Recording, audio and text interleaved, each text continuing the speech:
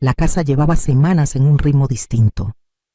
El timbre sonaba con más frecuencia, la cafetera no descansaba, y en cada rincón aparecían telas blancas, flores secándose al sol, cajas de zapatos alineadas esperando su turno.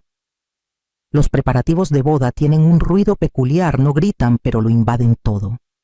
Isabel caminaba entre ese bullicio con paso pausado, cargando listas dobladas y recuerdos que no figuraban en ningún inventario. Julián, su nieto, se casaría en menos de un mes. Lo había criado desde que tenía 9 meses. Desde el día en que Laura, su hija, desapareció de la historia sin previo aviso y sin dejar respuestas. Solo una llamada, solo el parte médico, solo una cuna que de pronto quedó en silencio. Abuela. ¿Tú crees que este azul combina con los manteles?, preguntó Julián desde el salón, levantando una muestra de tela que parecía gris desde donde ella estaba. Ella asintió sin mirarlo mucho, ocupada en otra cosa, aunque no sabría decir cuál exactamente. Había días en que ese niño de mejillas redondas aún aparecía en su memoria, con la misma claridad con la que hoy lo veía tallarse la barba frente al espejo. A Julián nunca le faltó amor. De eso Isabel estaba segura. Lo cuidó con todo lo que tenía, aunque no fuera mucho. Le enseñó a andar en bici, a leer en voz alta, a freír un huevo sin romper la yema. Nunca le mintió, pero tampoco le contó todo. No porque no quisiera, sino porque nunca tuvo nada que contar. Laura se llevó consigo el nombre del padre de Julián y no dejó más que el eco de una historia que ella misma no quiso pronunciar. Durante años, Isabel esperó que su nieto preguntara. Se preparó para el momento, practicó respuestas posibles. Pero Julián nunca lo hizo. Tal vez porque el amor recibido le bastó, o tal vez porque aprendió que en algunas familias hay puertas que no se abren, solo se rodean en silencio. Esa tarde, mientras doblaba manteles junto a la ventana, Isabel sintió algo que no supo nombrar. No era miedo, ni tristeza. Era una intuición muda, como si las paredes que tantas cosas habían guardado supieran que algo estaba a punto de romperse. No sabía que estaba tan cerca, ni que la verdad, aquella que había dormido por 25 años, no iba a llegar con gritos, sino con papel, y con tinta, y con el nombre que nadie se atrevió a decir. La idea fue de Julián. Quería montar una mesa de homenaje a su madre durante el banquete. Algo sencillo, unas fotos, una vela, tal vez el peluche que siempre dormía en su cuna. Isabel fingió entusiasmo, aunque por dentro tembló. Hacía años que no subía al altillo, aquel rincón donde las cajas no solo guardaban cosas, sino versiones olvidadas de sí misma. Subió las escaleras con la respiración contenida. El aire era denso y la bombilla parpadeaba como si también dudara si encenderse. Abrió el baúl de madera que había pertenecido a su madre, el mismo donde guardaba álbumes, cartas, sobres viejos, libretas con letras desdibujadas. El olor a papel dormido la golpeó de golpe. Fue sacando poco a poco los recuerdos, la postal desde Menorca, la pulsera rota que Laura usaba a los 15, el primer dibujo de Julián, hecho con lápices de cera. Separó lo que creía útil para la boda y apartó lo demás. Ya se iba a levantar cuando lo vio. Un sobre blanco sin dirección, sin remitente. Solo su nombre, Isabel, escrito con la letra firme y redonda de su hija. Lo tomó con manos lentas. El corazón le latía como si le hubieran tocado una cuerda vieja y oxidada. No abrió el sobre de inmediato. Se quedó sentada en el suelo con las piernas cruzadas como cuando era niña, mirando la tinta como si pudiera leerla sin desplegar el papel. Finalmente lo hizo.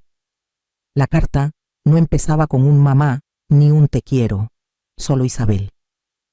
Directa, clara, como si su hija hubiera querido hablarle como mujer y no como hija. Decía que durante años había guardado un secreto, que se había prometido a sí misma contárselo algún día, pero que el día nunca llegó, y que si alguna vez ella encontraba esa carta, significaba que ya era tarde. Isabel tragó saliva. Seguía leyendo. Laura hablaba de un chico de la universidad, uno que la hizo sentir viva una vez, que se llamaba Álvaro Márquez, que cuando quedó embarazada él desapareció, que nunca lo volvió a ver, que jamás le escribió, que no sabía si estaba vivo o muerto y que decidió seguir adelante sin él, que no quiso borrar su existencia pero tampoco dejarle rastro. El nombre golpeó el pecho de Isabel con fuerza. Lo había oído antes en alguna parte, pero su mente no podía ubicarlo aún. Siguió leyendo. Laura pedía perdón. Por no decir la verdad, por dejar ese hueco, por obligarla a criar sin respuestas. Tú hiciste lo que yo no pude, decía. Tú estuviste. Cuando terminó de leer, Isabel no lloró, solo cerró los ojos. Y entonces, sin entender por qué, recordó el sobre con la lista de invitados de la boda. Lo que aún no sabía, lo que aún no quería saber, ya estaba allí esperando ser leído, como otra línea más. Una sola, pero capaz de cambiarlo todo. No pudo dormir. La carta seguía doblada sobre la mesilla como si ardiera en silencio. A las 5 de la madrugada Isabel se levantó sin hacer ruido, encendió la cafetera y caminó hasta la mesa del comedor. La casa dormía, pero su mente no. Buscó la carpeta azul donde guardaban los documentos de la boda. Era la que Julián le había dado para tener todo a mano. Menús, pruebas de vestido plano de mesas. Y la lista, la temida lista. La desplegó con cuidado como si tocarla pudiera romperla. Estaba ordenada por mesas con nombres escritos a ordenador y algunas anotaciones en lápiz. Fue leyendo sin saber bien qué buscaba hasta que lo vio. Mesa 6. Lucía Márquez. Sintió un golpe seco en el pecho. No era un apellido tan común. Apretó los labios y siguió leyendo. Justo debajo, en letra más pequeña, padres Álvaro Márquez y Elena Vidal. El café se enfrió en su taza. Isabel se quedó inmóvil sosteniéndose de la mesa. El aire le pesaba en los pulmones. No podía ser. No ahora. No ellos. Volvió a leer una y otra vez. Álvaro Márquez. El mismo nombre que Laura había escrito con tinta corrida. El mismo hombre que había desaparecido hace 25 años. El mismo que ahora iba a sentarse como invitado en la boda de su hijo. Se tapó la boca con la mano. Sintió las lágrimas presionando detrás de los ojos, pero no cayeron. No podía permitírselo. Tenía que estar segura. Tenía que confirmar. Pero dentro de ella ya lo sabía. Ese no era otro Márquez. Era él. Y si era así, si Álvaro era el padre de Julián, y también el padre de Lucía, entonces lo impensable se volvía posible. Se levantó despacio. Su cuerpo parecía no responderle del todo. A cada paso sentía como si el suelo se moviera bajo sus pies. Se detuvo frente al espejo del recibidor y no reconoció la cara que le devolvía la mirada. La boda era en 15 días, y ahora todo en lo que había creído, todo lo que había construido para proteger a su nieto, parecía pender de un hilo fino como la letra de una carta. Isabel marcó el número con los dedos temblorosos. Lo había encontrado en la hoja de contactos que Julián le había dejado para coordinar detalles con los padres de la novia. Álvaro Márquez, responsable del pago del salón del vino y ahora de un pasado que volvía con nombre propio. No sabía qué decir si contestaba. Solo sabía que no podía quedarse con la duda. Cuando su voz sonó al otro lado de la línea grave y pausada, se le secó la boca. «Señor Márquez», preguntó ella, fingiendo firmeza. «Sí, dígame. Soy Isabel, la abuela de Julián. Necesito hablar con usted. No es sobre la boda, es personal». Hubo un silencio, unos segundos que parecieron años. «Está bien», dijo al fin. ¿Dónde quedaron? En una cafetería discreta del centro, una que ya casi nadie frecuentaba. Isabel llegó 15 minutos antes. Se sentó al fondo junto al ventanal, la carta de Laura en su bolso doblada como un secreto. Él llegó puntual, más delgado de lo que imaginaba, con las sienes canosas y el gesto contenido.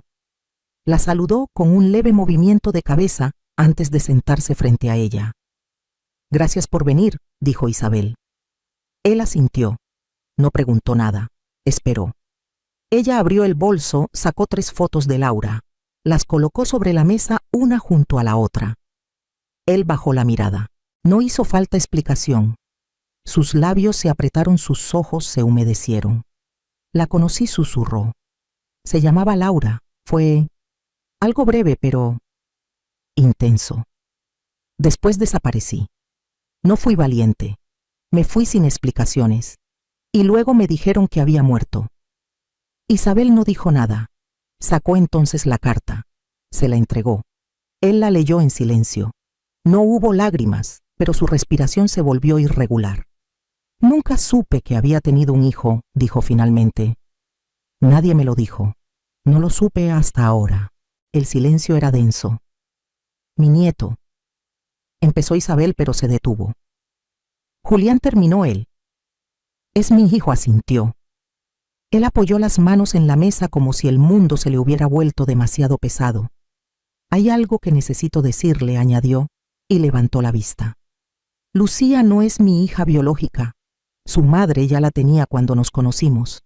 Yo la crié, le di mi apellido, pero no lleva mi sangre. Isabel lo miró sin parpadear. Tardó unos segundos en entender. Las palabras parecían flotar en el aire. ¿No son hermanos? No. Y aunque sintió un alivio inmediato como si el pecho se le abriera de golpe, también supo que nada volvería a ser igual. Porque el temor se había disipado, sí. Pero el silencio, la ausencia, las décadas de desconocimiento, ya habían hecho su daño. La decisión fue rápida, pero no liviana. Isabel y Álvaro acordaron no decir nada, ni a Julián ni a Lucía. No ahora. No con el altar armado, las flores encargadas los abuelos, llegando desde lejos, con regalos y corbatas nuevas. No se lo vamos a arrebatar, dijo Isabel en voz baja, en aquella segunda reunión en el banco del parque, a la sombra de los árboles, donde solía pasear con Julián de niño. Álvaro no discutió, solo asintió. El día de la boda llegó con una luz clara y un calor amable. La casa de Isabel parecía respirar emoción por cada grieta. Julián se puso la chaqueta en la cocina frente al espejo donde aprendió a peinarse de pequeño. Sonreía como si no existiera más que ese momento. Lucía llegó envuelta en blanco y nervios. Tenía los ojos brillantes y el velo mal acomodado. Isabel lo arregló sin decir palabras, sin temblarle las manos. Los invitados se alineaban en el jardín de un antiguo caserón en las afueras de Valencia. La música suave del cuarteto flotaba en el aire como una promesa. Isabel se sentó en la primera fila. El corazón le latía despacio pero profundo, como un tambor en la niebla. Al otro lado del pasillo, 3 filas más atrás, estaba Álvaro. Iba solo. Su esposa había preferido no asistir. Él apenas alzó la vista. Julián esperaba en el altar. Lucía entró del brazo de su tía caminando despacio con el ramo temblando apenas. Cuando se miraron, Isabel contuvo la respiración. Había una ternura ahí que nada podía ensuciar. La ceremonia fue breve y hermosa. Hubo votos sinceros, un beso que arrancó aplausos y lágrimas dulces en rostros felices. Isabel no lloró. Solo apretó el pañuelo entre los dedos y miró a su nieto con una mezcla de orgullo, alivio y una pena honda que nadie más notó. Porque el amor estaba ahí, sí. Pero también lo estaba la verdad. Y aunque no la gritaran, aunque la hubieran guardado por ahora, esa verdad tenía rostro, tenía silla, y estaba sentada en silencio entre los invitados. Pasaron 3 semanas desde la boda. El ramo de Lucía ya se había secado sobre una repisa, y las fotos del casamiento llegaban impresas en sobres gruesos, cada una con sonrisas que parecían eternas. Julián seguía viniendo a casa de Isabel. Tomaba café en la cocina. Arreglaba pequeñas cosas como si todavía viviera allí. Todo parecía en orden. Pero no lo estaba. Isabel lo sentía. Esa paz no era real.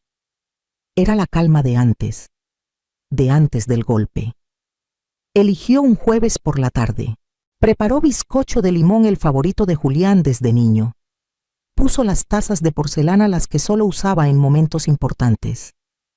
Él llegó relajado con la chaqueta sobre el hombro y una bolsa de magdalenas en la mano. «Te he traído las que llevan almendra», dijo con una sonrisa. «Gracias, hijo», respondió ella, pero la voz le salió más baja de lo normal. Se sentaron. Hablaron del trabajo de Lucía, de una lámpara rota en el recibidor del piso nuevo. Todo flotaba en esa superficie cómoda donde nunca pasa nada. Hasta que Isabel juntó las manos sobre la mesa. Julián, necesito contarte algo, dijo, con una firmeza que le dolió en el pecho. Él la miró. Se inclinó levemente hacia adelante, alerta. Encontré una carta, antes de la boda. Era de tu madre. Julián frunció el ceño. Isabel abrió el cajón y sacó el sobre cuidadosamente doblado. Lo puso frente a él. No sabía quién era tu padre. Laura nunca me lo dijo, pero lo escribió aquí. Lo supe días antes de que te casaras. Y decidí esperar. Julián no dijo nada. Leyó el nombre en el sobre: Álvaro Márquez. Es Lucía, susurró sin levantar la voz. Su padre es Álvaro Márquez. Sí, dijo Isabel. Pero no es su padre biológico, solo la crió. No hay vínculo de sangre. Hablé con él. Me lo confirmó. ¿Y por qué no me lo dijiste?, preguntó ahora con los ojos húmedos, pero sin ira. ¿Por qué tuve que casarme sin saberlo? Porque quise protegerte, respondió Isabel. Porque tenías derecho a vivir tu día sin una verdad que podía esperar. O eso creí. Julián bajó la mirada. Se quedó callado un rato largo. No me duele el pasado, dijo al fin. Me duele que no confiases en mí, que decidieras por mí. Lo hice por amor, respondió ella. Pero el amor también escucha, y a mí no me escuchaste. Se levantó sin decir adiós, tomó su chaqueta y cerró la puerta con un silencio que pesaba más que cualquier grito. Isabel se quedó allí con la carta aún sobre la mesa, preguntándose si proteger a alguien era siempre lo mismo que cuidarlo. Julián no lo planeó. No ensayó lo que iba a decir, ni pensó en la reacción que esperaba. Simplemente tomó las llaves, bajó las escaleras y se subió al tranvía que pasaba por la avenida principal.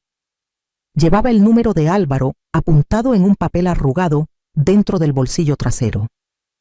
No lo había llamado, solo buscó la dirección. El impulso era más fuerte que cualquier preparación. Tocó el timbre con la mano firme, aunque por dentro temblaba. Álvaro abrió después del segundo intento. Se lo encontró con una camisa desabotonada hasta el cuello, gafas de lectura colgando del bolsillo y el gesto congelado. No preguntó qué hacía allí, solo se hizo a un lado y lo dejó entrar. El piso era sobrio, con estanterías llenas de libros y una mesa con papeles amontonados, todo en orden. Todo como si la vida hubiera seguido su curso sin interrupciones. ¿Café?, preguntó Álvaro ya en la cocina. No. Solo quiero hablar, respondió Julián sentado con la espalda recta. Se hizo un silencio que ninguno supo romper de inmediato. Hasta que Julián habló. Sé lo que pasó con mi madre, lo que le hiciste. Sé que te fuiste. Álvaro no lo negó. Solo bajó la mirada y apretó los labios. No vine a gritarte. Vine a entender, porque si no te escucho yo, nadie más lo va a hacer. Álvaro se sentó frente a él. Respiró hondo. Le habló con voz baja pero clara. Le contó cómo conoció a Laura en la universidad, cómo fue algo breve pero fuerte, cómo se enteró del embarazo, cómo entró en pánico, cómo se marchó sin dar explicaciones, convencido de que el tiempo borraría lo que no tuvo valor para enfrentar, y cómo años después, cuando volvió para buscarla, le dijeron que Laura había muerto en un accidente, que nunca supo del bebé, que creyó que ella había abortado, que vivió con esa culpa sin nombre. Entonces conocí a Elena, dijo, y ella ya tenía a Lucía. Era pequeña. Me dijo que el padre nunca estuvo. Me pareció justo empezar de nuevo. ¿Y tú qué sabes de...? Justo, preguntó Julián sin rabia pero con dureza. Yo también crecí sin padre, solo que no sabía que estabas a 3 barrios de distancia. Álvaro bajó la cabeza. No supe que existías, repitió. Ya lo sé, pero ahora sí sabes. ¿Y qué vas a hacer con eso? Álvaro no contestó, solo lo miró, con los ojos vidriosos, con la garganta cerrada. No sé si voy a poder perdonarte, dijo Julián. Ni siquiera sé si quiero. El hombre asintió, no insistió. Pero si vine hoy es porque quiero decidirlo conociéndote, no con lo que otros me digan, y no por obligación. Se hizo un silencio nuevo, menos tenso. Julián se levantó, caminó hacia la puerta y se detuvo un segundo antes de salir. No te estoy dando una oportunidad, añadió sin mirar atrás. Solo estoy dejando de negártela. Y entonces se fue. No hubo abrazo, no hubo cierre. Pero Álvaro por primera vez no huyó, y en ese quedarse quieto, en ese quedarse solo, empezó al fin a quedarse. Julián volvió a casa de Isabel una tarde cualquiera sin previo aviso. Llevaba una chaqueta clara y una carpeta bajo el brazo. El rostro estaba sereno, pero había en sus gestos una contención que solo Isabel, después de tantos años, supo reconocer. No preguntó nada, solo puso agua a hervir y preparó té. «Quiero leer la carta otra vez», dijo él, mientras se sentaban frente a la ventana abierta. Isabel se levantó sin hablar. Fue hasta su habitación, abrió el cajón donde guardaba las cosas que dolían y volvió con el sobre. Lo puso frente a Julián, que lo abrió con la delicadeza de quien ya no busca respuestas sino despedidas. Leyó en voz alta esta vez cada frase, cada curva de la letra de su madre, cada perdón que nunca llegó a oír. Y cuando terminó guardó la carta con un gesto lento y firme. No dijo nada durante un largo rato. Solo miraba el cielo como si allí también hubiera algo escrito que necesitaba releer. «No me importa que huyera», dijo de pronto. «No me importa que no estuviera. Lo que me duele es que nadie creyó que podía soportarlo, que todos pensaron que la verdad me rompería». Isabel bajó la vista. No intentó justificarse. «Pero no me rompí», añadió Julián. «Estoy aquí. Sigo aquí». Guardó la carta en su carpeta y se levantó. «Voy a ir a verlo», anunció. «No sé si para abrazarlo o para cerrarlo. Pero quiero terminar esto». La tarde siguiente, se encontró con Álvaro en un banco del jardín botánico entre jazmines y hojas secas. Se saludaron con un gesto mínimo. Caminaban lentos sin destino claro. «No quiero una figura paterna», dijo Julián. «No estoy buscando que llenes un vacío. Eso ya lo llenó mi abuela». Álvaro asintió sin hablar. «Pero», continuó, «necesito decirlo aunque sea una vez». Se detuvo. Lo miró a los ojos. «Padre». La palabra salió firme, sin emoción desbordada, sin llanto. Era un acto, un cierre, un paso. Álvaro no respondió con palabras. Solo se sentó en el borde de una fuente cercana y se cubrió los ojos, como si no pudiera sostener el peso de ese regalo inesperado. Julián se sentó a su lado, pero no lo tocó. No hacía falta. El ciclo, aunque torcido y doloroso, había encontrado su nudo final. Y en ese silencio compartido, Julián entendió que a veces uno no perdona porque el otro lo merece, sino porque es la única forma de caminar más ligero. Porque hay cargas que solo dejan de doler cuando se sueltan. Porque al final lo que se rompe también puede repararse, aunque no vuelva a ser igual, aunque solo se repare por dentro,